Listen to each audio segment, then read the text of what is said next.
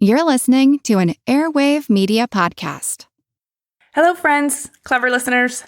For the next few weeks, we're taking you on a little trip down memory lane. Clever launched in 2016, and since then, we've met so many talented folks and shared their fascinating personal stories that we thought we'd revisit a few of them. So we handpicked a selection of some of our favorites that are definitely worth a second listen. And if you missed them the first time, you are in for a real treat. We'll be back in September with some exciting and shiny new episodes for you. In the meantime, I hope you'll take us with you in your ears and in your hearts on all your summer adventures. I want to be with you on your bike rides, on your road trip, and lounging with you in a hammock. Okay, so we love and appreciate you a ton, and please do stay in touch on social. See you soon. Hello. Norm? Yes. Hi, this is Jaime Derringer. How are you? Hi, Jamie. I'm fine. How are you? I'm good. I'm here with Amy Devers as well. Hi, Amy. Hi, Norm. It's amazing to have you on the phone. Thank you. It's my pleasure. We're very excited. This is my first podcast, so... Ooh, exciting.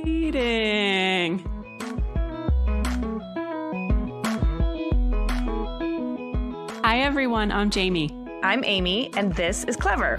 All right, you guys, hold on to your hand planes because today we are talking to the one and only Norm Abram. Yep, you know Norm. He's America's most beloved contractor and woodworker. He's the shop teacher we wish we all had in junior high. He's the original lumbersexual. And before there was Normcore, there was Nomcore with his signature plaid shirt and work jeans. He's been the master carpenter for something like 37 years on PBS's long-running and highly acclaimed renovation series, This Old House. He was the New Yankee in PBS's popular woodworking show, New Yankee Workshop, and he's active in the movement to close the skills gap, helping to get young people the training and education they need to join the vocational trades and become the next generation of the skilled labor force. Plus, he's my personal DIY hero. He's as hands-on as they come, and he still has all of his fingers. So let's chat up Norm.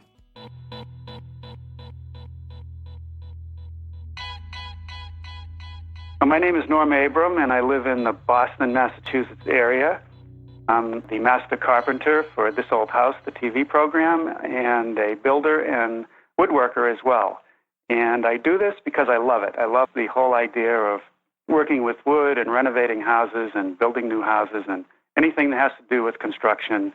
I want to be there. So you were born in Rhode Island and raised in Massachusetts. So what was your family dynamic like? Did you have siblings? What kind of kid were you? Well, we were a very small family. I had one sibling. I had a sister who was a couple years younger than I am. And unfortunately for her, she had some challenges because she lost her hearing very shortly after she was born, probably when she was 1 or 2 years old.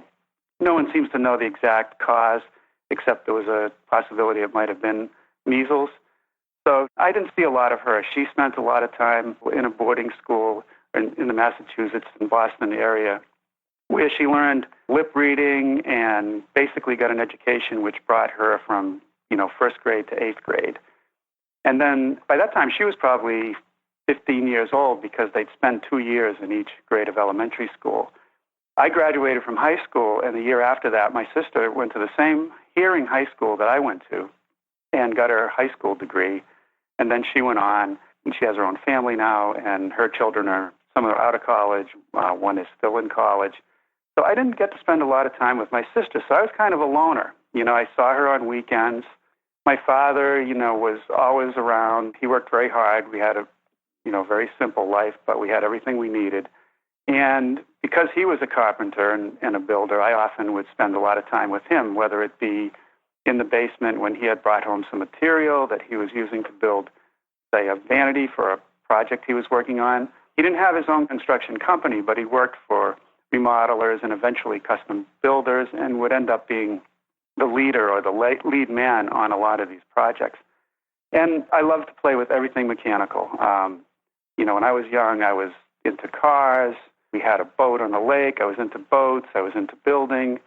I was, pretty well behaved, I think, for that era of time. My parents were certainly very strict, but I was always very curious and spent a lot of time mostly fooling around with mechanical things, I guess. Tinkering from the get-go. Oh, yeah, absolutely. Be down in the basement with my erector set, or I had a lot of other things that I would get at Christmas holidays, which would sort of fuel that. And a few months ago, last year, one of our magazine editors wanted to write an article about Pinewood Derby. And when I told him I actually still had my Pinewood Derby, he kind of flipped out. And so they ended up publishing a little picture of it in the magazine. And that was from the 1950s. Oh, wow. That's amazing. Did you work on that Pinewood Derby with your dad? He would guide me, but he would certainly never do the work. You know, he would make sure that I was the one who would do it. And if he had any tips, he would certainly pass those along. But he was very patient with me as a young person. He, was very disciplined, and he, gave me the time to do and learn things. And if I made a mistake, that was okay. But the lesson was, try not to do that again. There was no punishment as such. It was just encouragement. And, it doesn't get any better than that. That is a pretty fantastic way to get introduced to the mechanics of the world around you and how the built world comes together. I wish I had had a little bit more exposure to that as a kid. I definitely appreciated Legos. Those were my tools and toys of choice. But you also started working with your dad in the construction industry when you were old enough to do so, right? Even before it was legal. I remember the first time I went on a job site. I will never forget that day. He brought me to a job site where he was at the time laying down hardwood flooring, typical oak flooring. And back then, we didn't have the privileges of pneumatic nailers. That was the old way. You installed it with cut nails. You used the cut nail to set the nail. I think we've even demonstrated that occasionally on this old house. And, I was just there kind of helping him, and he let me drive a few nails. And I remember it was Christmas Eve because on the drive home, he said, "What do you think you're going to get for Christmas?" And I said, "A bicycle." And I was right. So the next day I got a bicycle.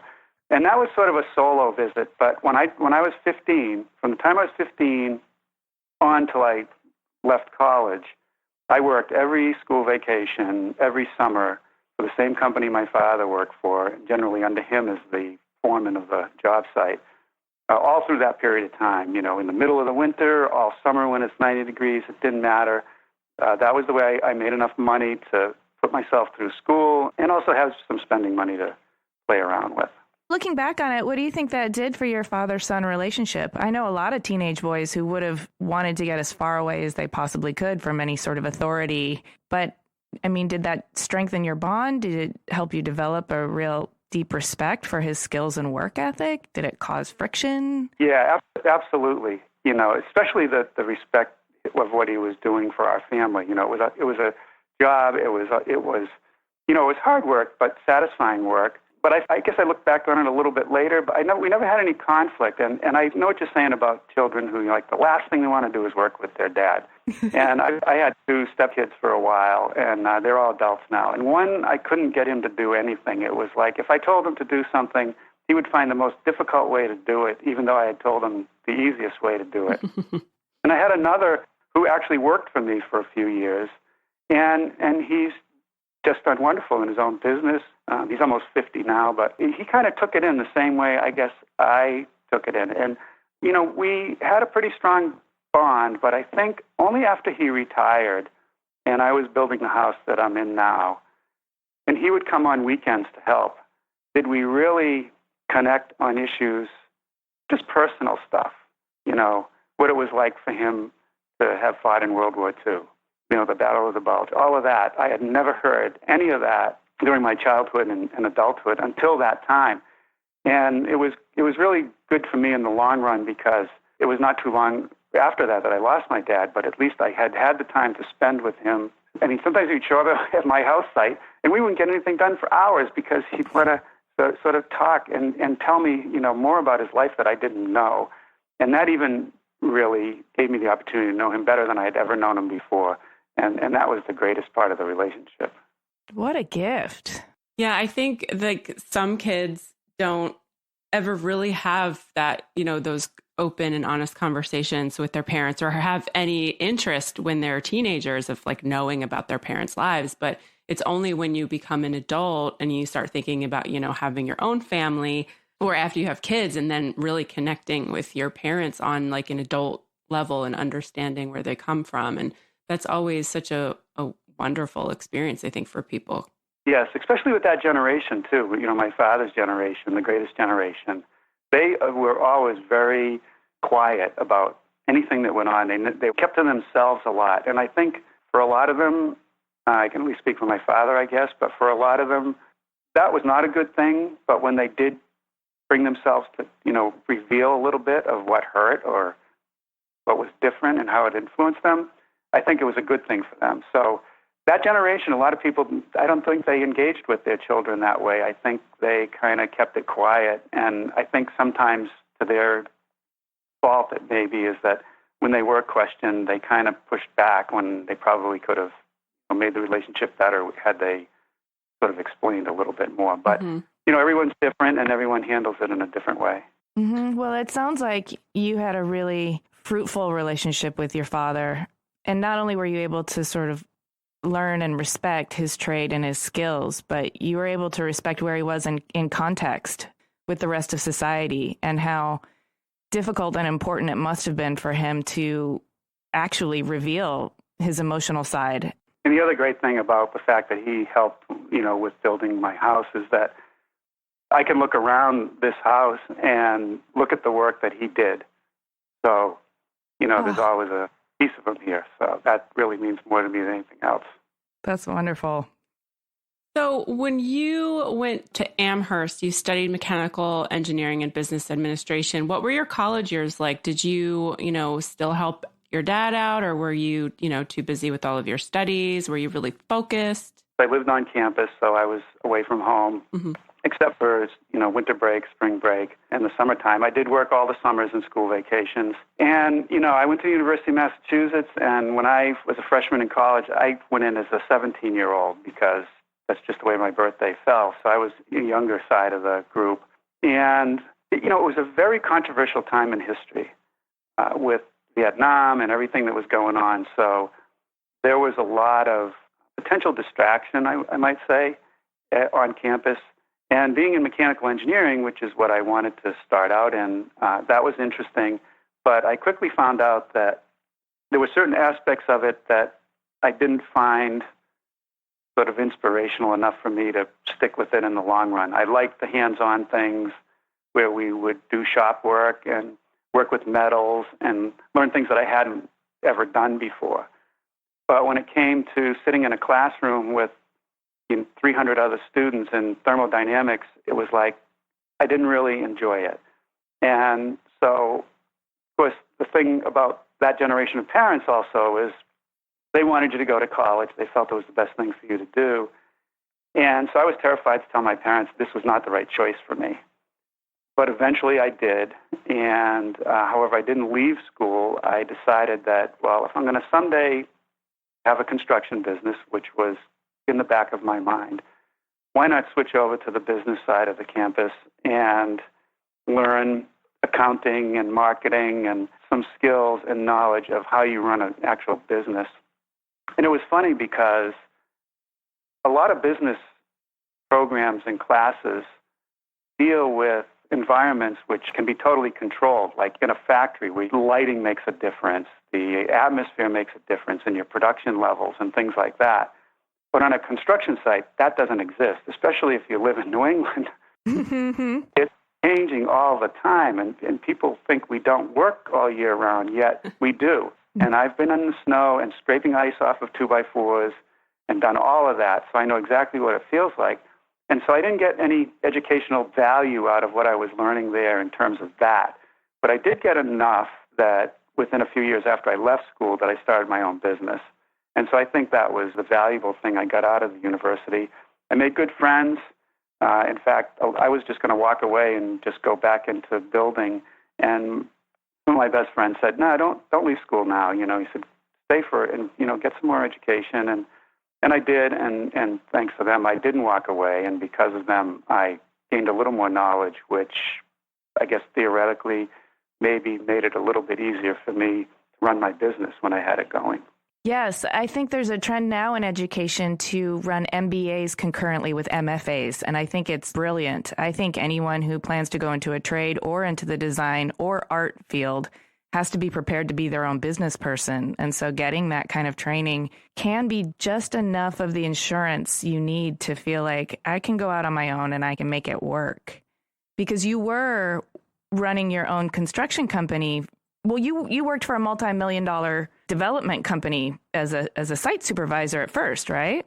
First few years I worked in the industry, I found an ad on a bulletin board at the university for this startup company in Cambridge, Mass, which was made up of 3 people who had graduated from MIT and 1 from Harvard. The 3 MIT guys were sort of on the architectural side, and the Harvard graduate was more on the business side. And they joined together and started a company.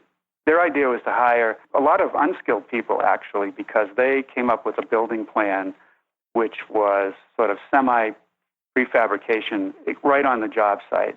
That doesn't really exist today, but it was something new at the time, and they had a good idea, and it didn't quite work out as well as I think they thought it was going to work out because of materials and so forth. But I started with them as a carpenter, and then the foreman was going to be going back to school. He was an MIT student, so I got his job. I became foreman, and eventually I became site supervisor. There was sort of 2 positions. One was in charge of all the subcontractors, and one was in charge of anything that had to do with the structural building of each thing. There was student housing, there were condominiums, and so I went through that level for several different projects of being a supervisor. And then they wanted me to go into Boston and sort of be the manager of supervisors on other jobs. And I didn't want to do that. I love working in the field. And I said, I don't want to be in an office. I want to be in the field. And if I'm in a trailer and I have a little office and I'm running a construction site, that's where I want to be. Mm-hmm. And so that's when I sprung out and went on my own. A guy that I had hired on one of the projects, we became good friends, and we started the first business, which was called Integrated Structures.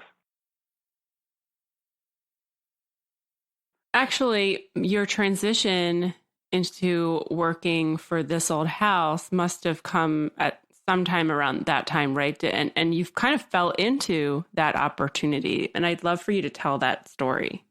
I certainly did fall into it. I can say that. Yeah, I had my partnership. The first job we did was a pretty good-sized commercial job on the island of Nantucket. We built a store, and I had met this architect, Jock Gifford, and he started, sending me some business, and I was building a house for him on the island of Nantucket, and Russell Morash, who is the genius who created, This Old House and Victory Garden, Julia Child, Ask This Old House, those are all his shows, and he was introduced to me by Jock Gifford, the architect, and he asked me if I was interested in building a small sort of garage workshop on his property on the mainland. And I said, well, when I finish this, sure, I'll take a look at it. So I gave him a rough price, and he agreed to it. So I went to the Morash property, and he had already put the foundation in, and I started building this shop and garden, shed, and so forth. He was an avid gardener, which was why he made the Victory Garden show. And one day he came up to me and he said, I'm thinking about doing a TV show about renovating old houses. Are you interested? And I kind of had to stop myself. And in my head, I'm thinking, I know you work for a living. I think you're a TV producer. I have no idea what a TV producer and a director does. So I don't quite get this, and I have enough work on my plate right now. I'm not sure. Short story is eventually he approached me again. He brought me over to the first This Old House project in Dorchester, Massachusetts, where he had already selected Bob Vila to be the host of the show. And he was basically looking for tradespeople to help with this project. It was a low budget, shot in the dark, 13-episode program he was going to put together to see if people would be interested in learning how to renovate their houses, or at least learn something. And I looked at some of the work that had been started by some other folks, and it just wasn't up to what I would want to try to do. And I sort of said, I don't know if this is for me. And he said, why? And I said, well, if I were doing this, I'd do it a little bit differently, and I think I can give you a slightly better quality of work. And so he didn't hire me to work on television, but he hired me to be part of this group of, I call us the group of gypsies that were put together. None of us knew each other. We were just kind of thrown together by Russ, and we were going to renovate this project in 3 months, and he was going to make a TV show. I went home and sort of joked with my family that I might be on TV. You'll see me carrying a ladder through the background. And I was serious. I had no idea I was ever going to be on TV. I mean, he wasn't hiring me for that. And he also said he hired me that when he first saw the house I was working on in Nantucket, he said that I had the smallest scrap pile he had ever seen. And that, for some reason, really impressed him, I guess because he didn't want any waste as part of the job. Well, it demonstrates a tremendous ability to plan and be efficient and maximize your materials. That's all signs of good workmanship. And that all came from my father, so it goes right back, to where it started. So Ross said, well, if you don't have enough work, I said, yeah, it's slow right now. It's February. We're going to do this project. And I said, okay, I'll come on board and we'll do some work. And one day, I think it was the second show that he made for this old house. He told the audio person to put a mic on me, and he told me, you're going to go up on the scaffolding, and Bob's going to go up there and meet you, and you're going to talk about what happened on the eaves, why it happened, how you're going to fix it, how long it's going to take, and how much you think it's going to cost. And that was the beginning of it. And frankly, the rest of it is history. Who ever thought that this thing would still be going on 37 years later? And even Russ, after that first series, when I left, he said, I don't know if this is going to work. I'll call you if something comes up. And 6 months later, he calls me and says, let's go look at this project. I want to get your opinion on it. And we were off and running. Yeah, I feel like This Old House is probably like head to head with Sesame Street as like the longest running show in the history of TV shows. And for me, like personally, it was my first touch point with design, even though like it was more than that. So, I think somewhere deep down inside, This Old House was probably the spark that lit the fire for me to just be interested in furniture and design and architecture and how things are made. Mm-hmm. Exactly. I mean, it was way ahead of its time. There were no TV shows that were anything like it. HGTV didn't exist. DIY didn't exist. And, Russ got his Lifetime Emmy a couple years ago, and I was lucky enough to present it to him. And what I said about him was that he took things that he personally loved to do, or he loved. He loved great food. His wife, Marion, was a professional chef. He loves the garden, is still an avid gardener. He renovated on his own house. He came from a family that did that kind of work. He was an amateur woodworker. He was making shows and not only teaching the public, but he was teaching himself. So his interest in craftsmanship and the trades was really true. And the fact that he turned them into TV shows was brilliant. You look at him and you say, now there's a guy who decided on what he was going to do and didn't regret one single day of the 40 years that he was working on these shows. It's just amazing. I had the pleasure of meeting him, and I have to say, he's one of the most impressive individuals I've ever encountered. Just so passionate and so engaged.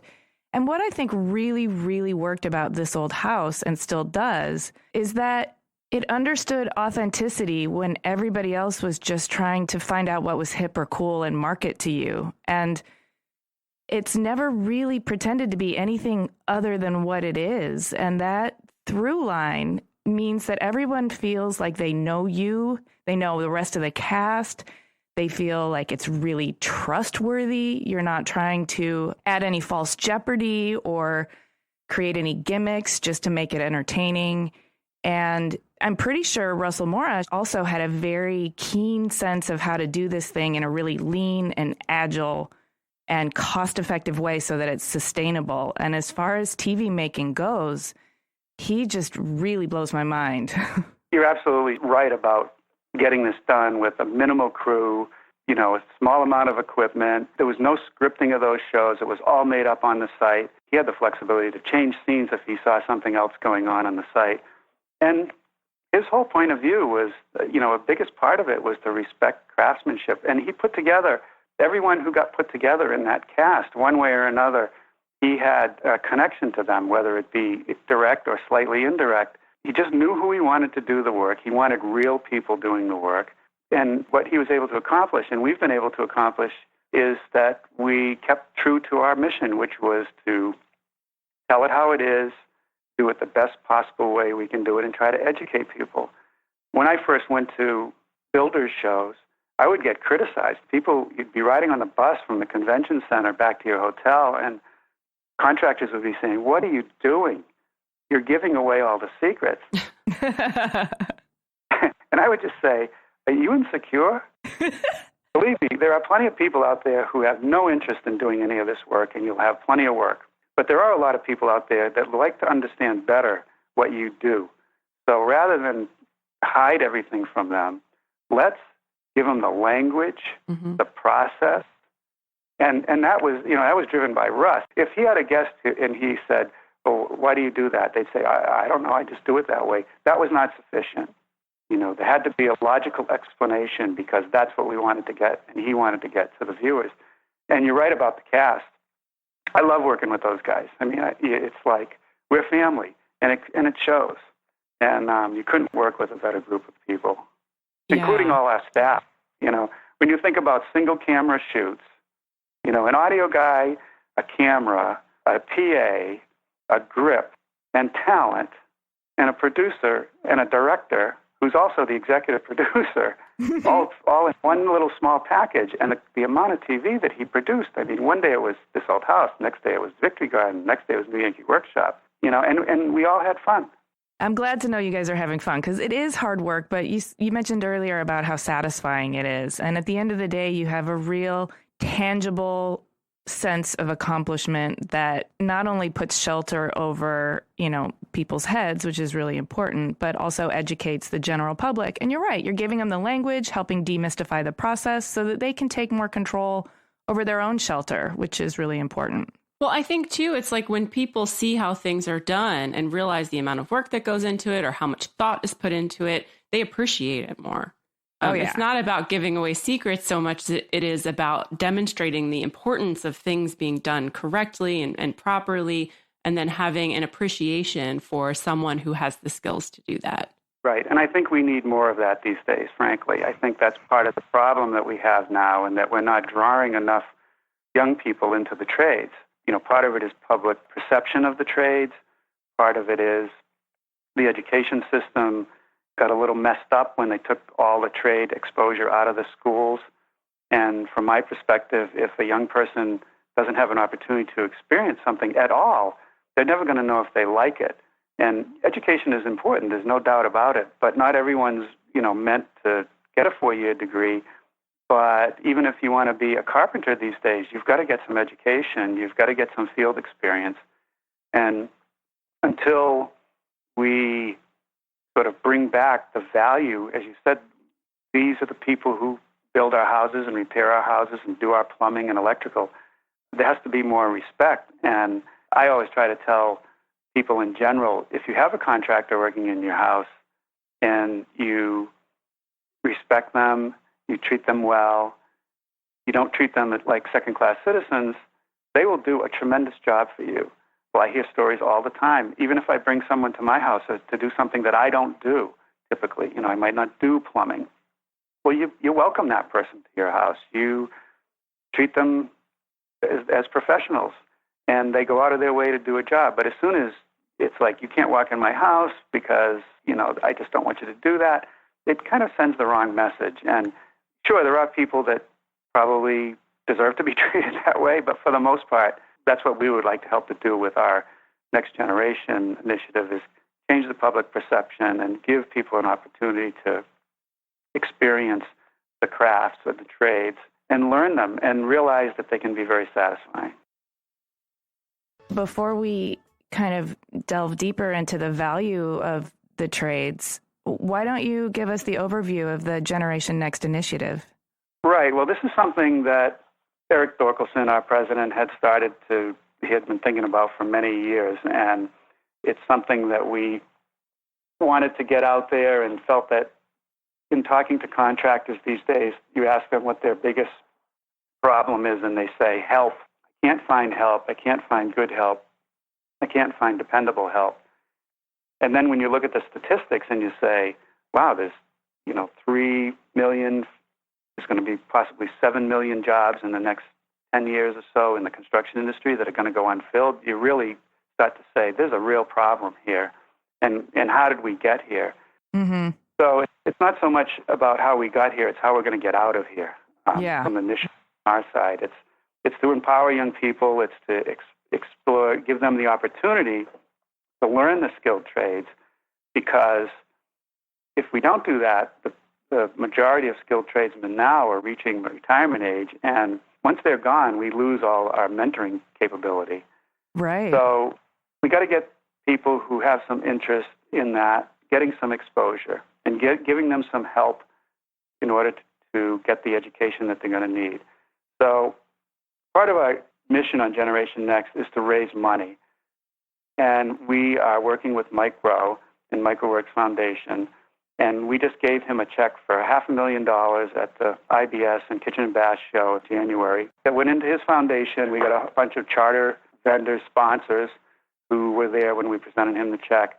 And if people are interested in what that money is doing, you can go to his website, microworks.com, and you can find out how you apply for a possible scholarship for This Old House, the TV show. We are going to launch a nationwide search to get 3 apprentices. It's going to depend on the applicants, whether it's plumber, electrician, landscaper, carpenter, certainly at the top of the list. But depending on the applications that come in, 3 of them will be selected.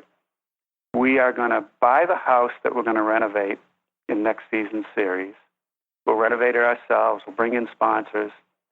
And these 3 apprentices who get selected will work on the job site for 10 weeks.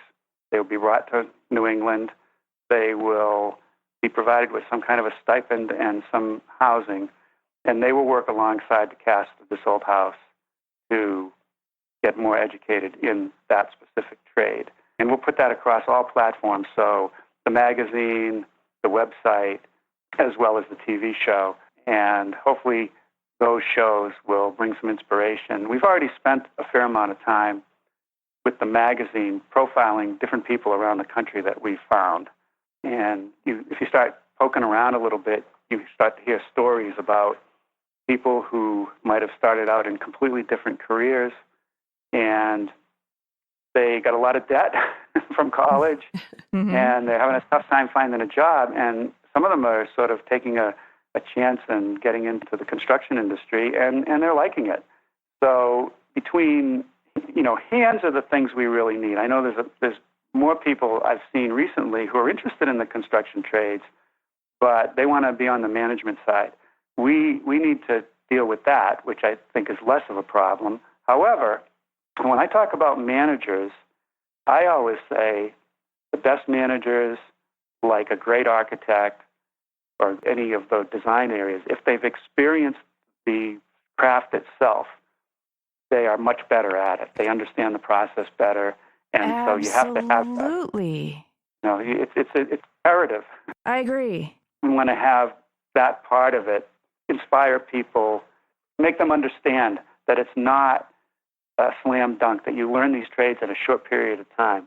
No, you have to start from the beginning. We all started from the beginning. Tommy started from the beginning. Richard started from the beginning.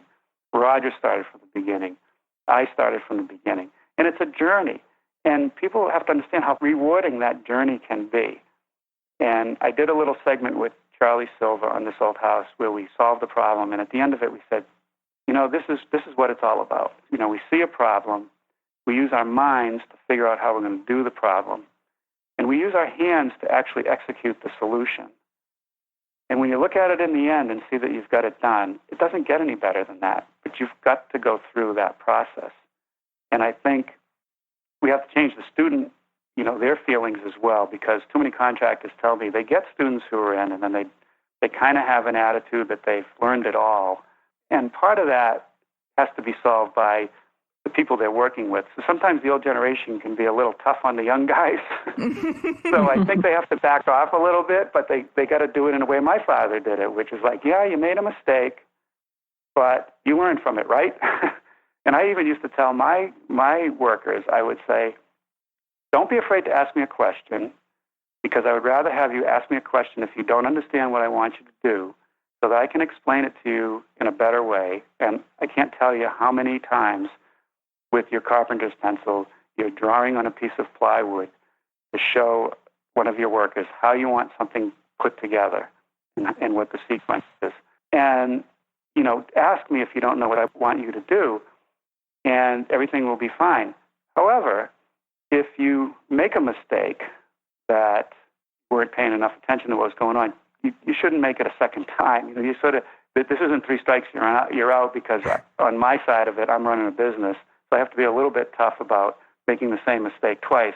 But I'm more than willing to answer your questions and guide you through the process. And that's the learning part of being in the trades. Unfortunately, a lot of contractors feel like, well, they don't have the time to do that because they're trying to run the business. Yeah, but that's investment. That's right. You're exactly right. That's the investment, and they do have to learn. And I think more of them are. And I'm seeing kind of a insurgence of everybody's finally seeing the problem, and, schools are starting to bring things back. The vocational trades are starting to get more attention. The local building associations are saying, we've got a problem, we better start working on it. At the Builders Show and the Kitchen Bath Show in Orlando this year, that was the talk of the show. We've got to do something about this problem. And so now we got industry getting into it. And industry is helping certainly support our generation next. And we hope that inspires companies to just keep jumping into the group and participating with us.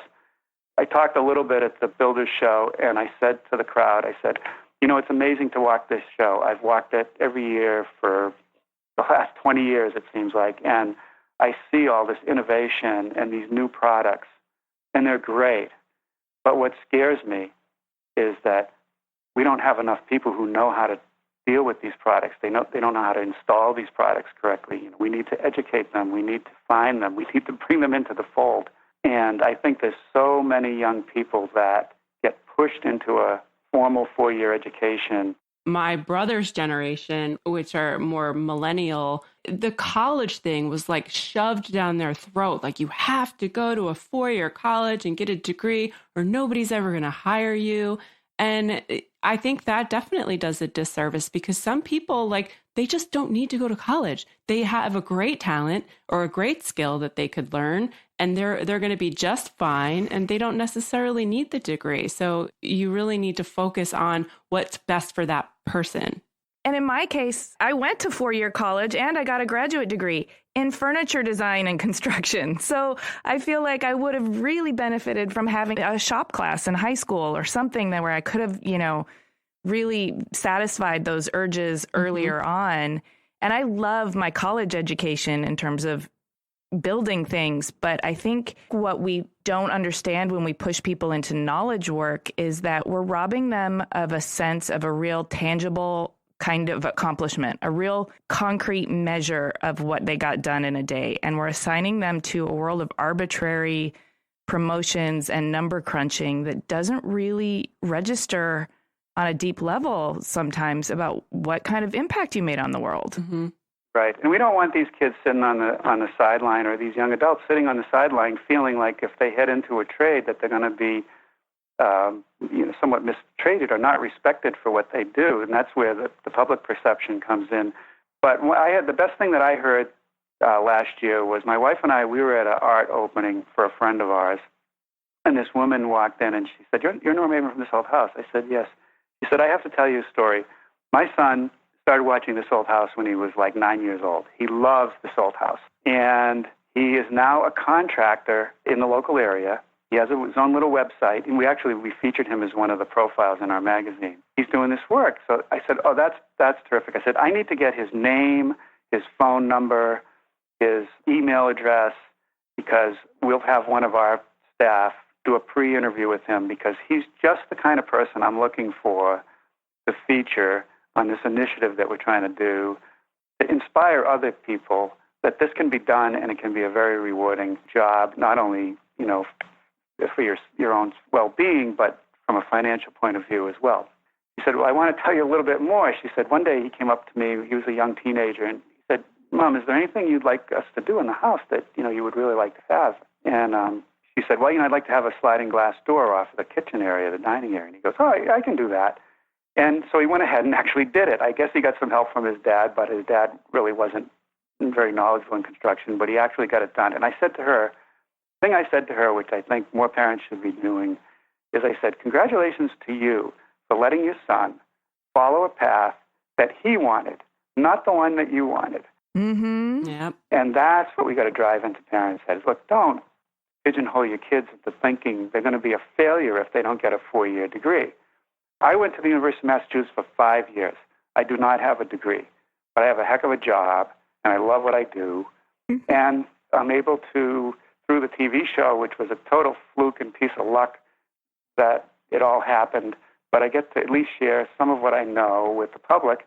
And the public response has always been great about this old house. I think, too, exposure, as you mentioned, is really important in changing the public's perception. And that's not only exposing the parents, but also exposing the kids. Like you said, Amy, having a shop class in high school or having, any kind of design or anything related to that in high school would be amazing. And even earlier than that, just exposing younger kids to the idea of like, oh, you like building with Legos? Well, guess what? Maybe you could do this job. I think you're absolutely right about going younger because I think we already missed a whole generation that kind of got bypassed. So I'm saying, people are saying we need high school. I'm saying grammar school. And you talk about something simple.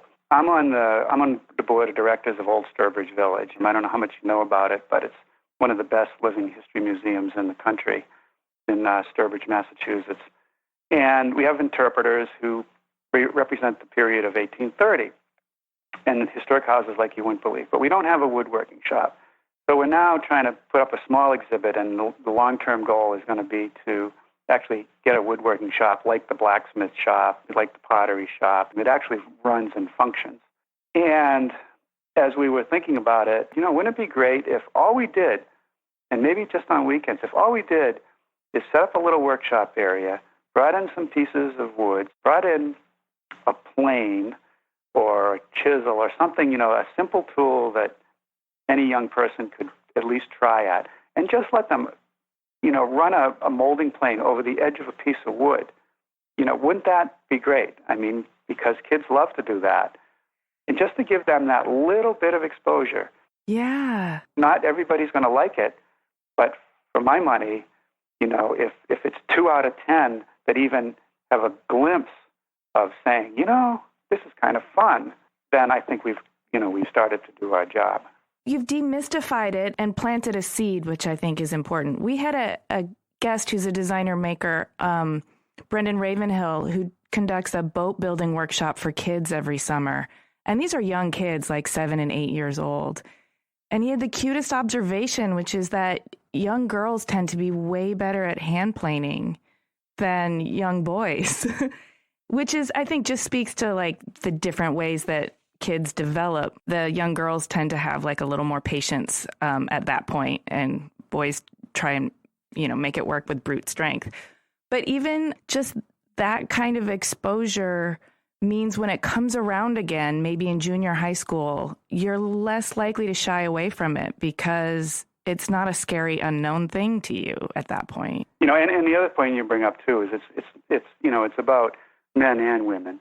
There's more women getting interested in different aspects of the skilled trades, and they do the job really well. We have a very close friend whose daughter's partner is she's actually learned timber framing, and we'll probably try to do a profile about her and say, why did you get into this? Why do you love it? Because I started thinking about this recently. I said, when you talk to your kids as an adult, and you talk to them as children, the last thing they want to listen to is you. But sometimes a friend can say the exact same thing you said as an adult, and they'll listen to them. Yep. So my thinking is, if it comes from a 67-year-old like me, maybe it's even better if it comes from, a 20-year-old who can say, look, I decided to give this a try, and I didn't think it was going to be like this, but I'm really happy doing this, and it's rewarding. So I think if everybody does their role, hopefully we'll get a few more people in there. We have to. I guess it's not a choice of hoping. We have to get people in. Well, good luck to you guys on that initiative. I think it's really important, and so we want to support you any way we can. But I do want to bring the conversation back around to you, Norm. We want to talk about your creative process a little bit. I know that you love to solve a problem, and solving a problem involves both your head and your hands. But I want to know, talk us through it. Are you the careful planner kind? Do you create samples? Are you intuitive and on the fly? Are you a crazy risk taker? I don't know if this is going to work, but let's just give it a shot. I think I'm all of those things together.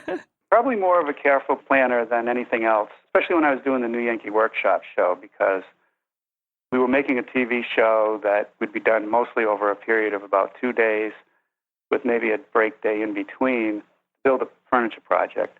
And there was a lot that had to happen before that, and there was a lot that had to happen after it. So before it, thanks to Russ and his brilliant idea of, going to museums and private collections and looking at pieces of furniture that might not even be signed. I mean, my best influence comes from the unknown woodworker. I love looking at pieces of furniture that are not signed and just saying, wonder how they did this, or I wonder what he was like or she was like. You look at these pieces, it's beautiful.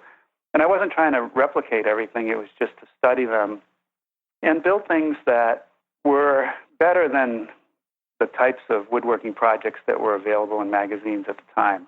There wasn't a lot of decent furniture projects being done. It was pretty simple types of things that we felt weren't teaching the people enough of how to use the tools and so forth.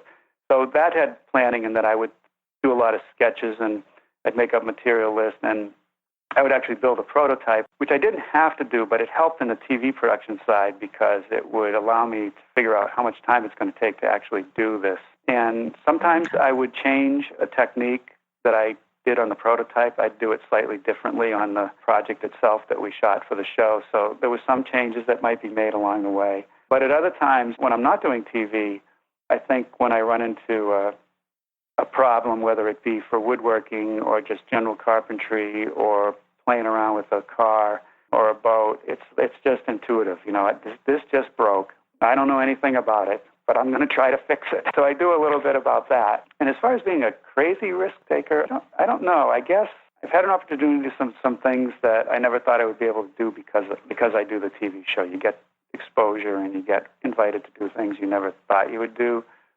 But I guess overall, I keep my risk level pretty low. I'm pretty low key. I'm with you. I'd rather plan it through a few times and try and anticipate where the issues could be so that I can do it right the first time. I'm fine with fixing mistakes. I think that's a really important skill to learn, but I'd rather not spend most of my time fixing mistakes. I'd rather spend most of my time figuring out how to avoid them. When I knew what I was going to build and I had it in my head, when I was a contractor building and I had a job to do with a client, whether it was an addition or a new house, when I was doing my material list, I would build that whole house in my head from start to finish as I was making the material list. And I think that's why I ended up getting the quote from Russ saying I had the smallest scrap pile. And the same thing was true in the New Yankee Workshop, is that I'm focused on what I'm doing, but I also know what comes next. I don't work doing, okay, I finished this. What do I do next? I'm already in the next phase on where I am at the moment. So I'm a little bit ahead of it, but not too far ahead that I lose focus on it. My approach for the most part. I feel like it sounds so much like you, Amy. That's exactly what you do too.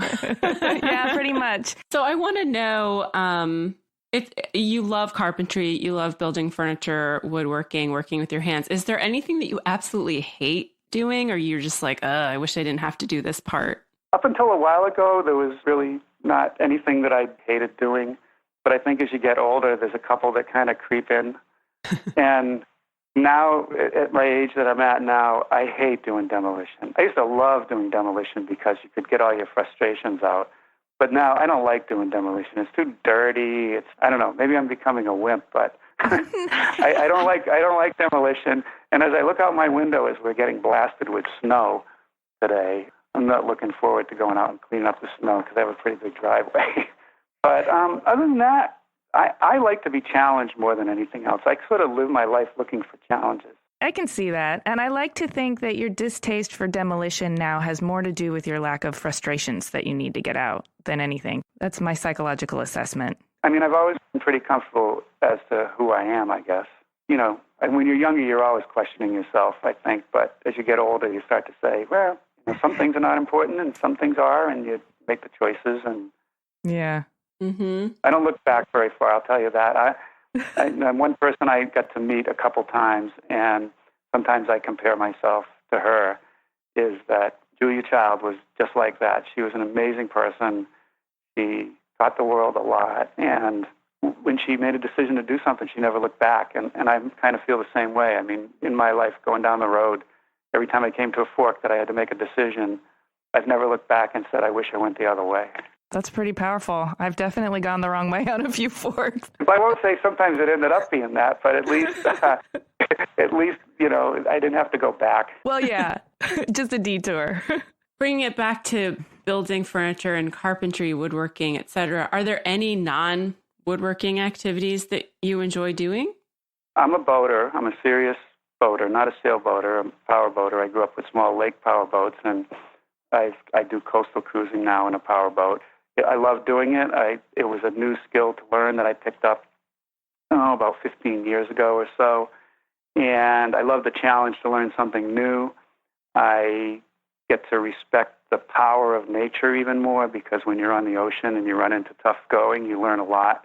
And as I once said, and my wife said, "Are you sure you want to say that?" Once on one of my interviews, I said, well, it's kind of like my therapy. It's better than sitting in a wall-paneled room telling somebody why you're not happy or something, you know. And it's my therapy. It takes me away from everything else, and it just lets me relax most of the time. Only when you're in rough seas do you not feel relaxed. It's very special to be on the water. I've always loved being on the water, and that's an important part of my life for me. I have to have that. One other thing, I love to read. I wish I could read more. I've gone through periods in my life where I'll read like crazy, and then I get so busy I can't finish what I'm reading. And nowadays it's little, but I do like to read about specific things. A lot of it has some parallels to being a carpenter and working with your hands, but I was a crazy fanatic about the space program. There's a lot of other things like that I followed. So when I have a chance, I'll grab something, and it may take me a long time to get through it, but I still like to do that as well. That's my quiet time. You seem like the guy who can solve any problem. So I'm wondering what the hardest problem you've ever had to solve is. It's not the hardest life lesson. It's just something that I think is really important, especially for what I do sometimes in woodworking and doing carpentry work and the process. And I think I learned this from my father as well. And that's really the hardest thing to do, is to learn patience. And by that I mean, I've had occasions where I'll be working on a woodworking project in the New Yankee Workshop, and I'm on a little bit of a time schedule, and I'm trying to get things done. And I'll set something up on the table saw, and I'll think about it, and I'll say, you know what? This isn't the smartest thing in the world to do. And generally, it's because it probably has a safety implication, and that drives me back to be patient. You know, don't rush it. You're going to pay a price if you rush it. And the biggest challenge, not that I had a lot of times that I crossed the line of being impatient, but I think the most challenging thing to do and learn in the skilled trades and in life is to just be patient. You know, don't jump to conclusions. Don't think if you take a shortcut, it's going to pay off, because more than likely it's not going to pay off. So I think that's the biggest challenge. When that occurred, you know, I really had to talk to myself and say, reconsider this, because rushing and not being patient. And I always tell people when they say, you know, have you had any serious injuries in the field? And I'll say no. And I've always said not being focused, not being patient is really probably the primary cause of most injuries that people get in this business. And so patients can cross a lot of different areas, and it's not an easy thing to learn, but it is a valuable thing to learn. Thank you for that reminder. I think we can all practice patience in all areas of life, but it is true that haste not only makes waste, but it frequently results in accidents. That's right. So here's an equally important question, maybe not quite as deep. We, the general public, would really like to know what your main criteria for a Norm caliber plaid shirt is. You know, I got some criticism. I did a little talk at the Builder Show, and I didn't have a plaid shirt on, and the announcer who was introducing me, he kind of slapped me on the hand and said, "I can't believe you don't have a plaid shirt on today." And I said, well, you know, I have gone through a little period of getting away from them, but they seem to be very popular in general when you look at any kinds of catalogs and so forth. But for me, I look at the older ones, and I just had to have a photo done for something, and I picked out one of my old LL Bean sort of medium weight plaid shirts, red, bright, you know. I know what it was. We had a thing we were trying to do for Christmas for the show, the holiday season. So it's usually got to be bright and warm, you know, a little worn. You don't want it to be looking brand new. No, it's got to be comfortable. I mean, it's got to move with you. That's right. I just imagine like opening up your closet and it's just like, it's all plaid, like the whole thing. My wife won't let me throw them away. We have a collections of ones that are like not really worth wearing anymore. But I did a segment years ago. I think it was might have been when we syndicated some of the New Yankee Workshop shows with DIY or HGTV, and they wanted me to do a little promo. So we did exactly what you said. We filled the whole closet rod with plaid shirts, and I went in looking a little disheveled and like I had just got up out of bed. And I was I'd look at a shirt and go and shake my head, nah. I'd do another one, nah. And they were all plaid shirts. I mean, they could have all been the same color, and I still would have been trying to decide which one to wear. Well, I like that you have a sense of humor, too. Where can our listeners go to find out more about Generation Next? If they want to learn more about Generation Next, they can go to thisoldhouse.com, and there'll be a link where you can find out how to apply for the apprenticeships and everything else about the initiative. And if they don't want to do it that way, they can go on Google and just search This Old House, Generation Next. They'll find out the whole story. Awesome. And what about you? Are you on social media? You know, the This Old House staff twisted my arm to get me on Twitter like 2 years ago, and I posted about 6 times. I am terrible at social media, and I apologize for that, but maybe it's just my age. I'm one of those people who always has something going on, whether it's work or not, and it seems like it's not high enough on my priority list. Well, you've got a lot going on, so that totally makes sense. I feel like you've given a lot of yourself already to the public, and so we can give you a pass on the social media. Okay. Appreciate that. Well, thank you so much. This has been amazing. Yes, thank you. Yeah, best of luck to both of you. Thank you. Take care. All right, you too.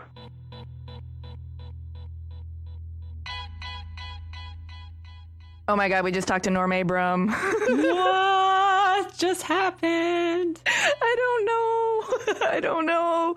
I'm feeling all kinds of feels. I mean, part of me was really wanting to nerd out with him and just talk woodworking, you know, and shop talk. But that would have been really boring for you and probably everybody else. Hopefully I'll get to do it one day. I didn't tell him this, or you, Jamie, but I have been in the New Yankee Workshop. What? Yep, I've been inside it. He wasn't there. Norm wasn't there. Is that when you met Russ? Mm-hmm. Is it like, what is it like? Hallowed ground. Yeah, just tell me where was it like, oh. You know what I really appreciated about it is you can really see Norm's methodical, analytical, mechanical engineering mind at work. When you see a shop that's got great flow, that's laid out for efficiency, that understands where materials are going to end up and how they need to be moved, when your hardware is organized, that means you want to be able to find things quickly. And it also means it's a much safer space. But I do think being in the shop and seeing how everything was laid out gave me a window into the mechanics of his mind. It's a very intimate thing. And I feel weird that I was there and he doesn't know I was there. You know, I felt like I stepped into a piece of history too. Yeah. I mean, he's been around forever with This Old House and New Yankee Workshop. I mean, I remember watching This Old House when I was like, I don't know, I must have been like 8. And then Jordan and I used to binge watch New Yankee Workshop. That would be like our Sunday afternoon. We'd be like, what's Norm going to build today? And he was just like influential for us when we were doing DIY, because in our brains, we were always thinking like it has to be done right. And you have to wear safety glasses. Like those are the only 2 things I remember from watching everything. But you know what I think part of his appeal is he learned that patience from his father. And then when he went on to be on This Old House and New Yankee Workshop, he embodied that patience for the audience. You know, he stressed what was important and he distilled out the information so that you could understand if you weren't an expert, but he gave you the thinking behind it. I cannot stand people who just tell you how to do something and don't tell you the thinking behind it, because you don't really learn then. He's America's shop teacher for all the kids who didn't have shop class. And he's the patient father for all the people who didn't have that kind of relationship or didn't have a handy father. And I don't want him to ever go away. I know. I know. I really connected with this Generation Next initiative when I was at the IBS show. I was able to learn more about it. And I really feel like with Design Milk, we talk so much about the design and the architects and, you know, the end result, but we have to bring skilled laborers into this equation, right? They're part of this ecosystem and they're just as important as the person who decided what something should look like or how the tile should get laid out or what the roof should look like and what materials should be used. I mean, they're incredibly important because you're only as good as your best contractor at the end of the day. Am I right? Yes, you are right. And I'm going to go even one step further. Well, first of all, if you're a designer or an architect or if in any way involved in the manufacture of 3-dimensional objects or products, if you're not making them yourself, you're going to be relying on skilled labor to get them executed. And so in that regard, yeah, you're only as good as your best contractor, your best subcontractor. But I also think Norm touched on something that I believe so deep in my core, which is that you become a better designer, a better architect, a better thinker when you know how to manipulate materials and, you know, the physics of how things work and how things get built. And so even if you don't think that you're going to end up becoming a skilled laborer, going into the trades at all, but you still log a few summers doing it or do an apprenticeship, it will improve your life. Even if you go into accounting, it makes you a better problem solver. It makes you have more agency over the material world and your own domicile. I can't even tell you how important I think it is for everyone, but especially anyone who wants to go into any aspect of the design field. You'll be so much better at what you do if you have some hands-on experience with the skilled labor. Yeah, I agree with that. And I think it's really important. You know, we talked a little bit about the importance of having business classes alongside design classes, but I also think it's important to have those hands-on experiences too, to have a shop class or to have the opportunity to use, you know, woodworking tools or even like 3D printers or just anything you can get your hands on to figure out how something gets created. I think it's super important. And I think it's like, you know, between the design thinking classes, the business classes, and the hands-on classes, it's like a trifecta of what you need to be a good designer. I agree with you, but I think it's what you need to be a good problem solver. And I think it's what that problem solving is what we need in all aspects of industry. Yeah. And we're preaching to the choir. I know. One thing I just wanted to mention really quick that he said too was he mentioned men and women. And it's so important to me to make sure that like my daughter knows she could be whatever she wants to be, right? And one time, she's 5. One time we saw a woman and she was a police officer. And my daughter turned to me and said, "Oh my gosh, women can be police officers?" And I was like, at 5, she already thinks it's a man's job. And I hated her saying that. I was so frustrated. And I was like, of course they can. But like, you know, I knew a girl who I went to school with and she became a plumber. And I was like, what? he's a plumber? I'm like, that's a dude's job. But then I realized, like, why should it be? You should be able to be whatever you want to be. And exposing women to the trade and trade opportunities is equally as important as exposing it to men, maybe even more important. Oh, some of the most badass construction managers I've met have been women. Not to say that they're necessarily better than men, but they do have skills for multitasking and being able to appreciate the design elements along with the fabrication elements and the organization and the timing patience. of everything. Yeah. Anyway, so ladies, get your tool belts out. Start doing your tile. Yeah, and if you, I'll come over and we can build some stuff in your garage with your daughter. Oh, that sounds awesome. Yeah, I'll bring my tools. We'll All get right. to work. Maybe it'll be the new Yankee Workshop 2.0. Thank you guys for listening. Please subscribe on iTunes, Radio Public, or wherever you get your podcasts. And go to cleverpodcast.com to read the show notes, learn more about Norm, and see images of his work. While you're there, sign up for our newsletter so you never miss an episode. You can also connect with us on Twitter, Instagram, and Facebook at Clever Podcast. We love getting your feedback. It really does keep us going, you guys. This episode of Clever was edited by Chris Modl of Your Studio with music by L1011.